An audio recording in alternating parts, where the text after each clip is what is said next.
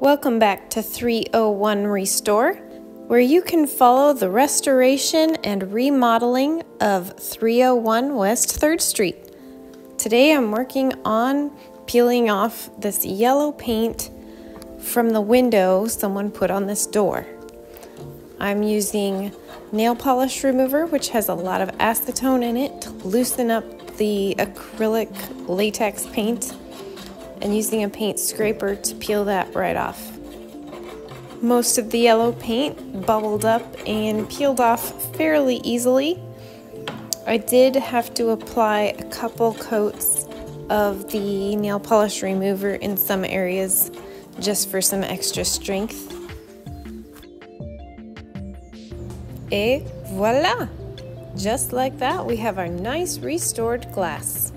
Thanks for watching. Like our Facebook page and our YouTube channel to follow the progress of our restoration.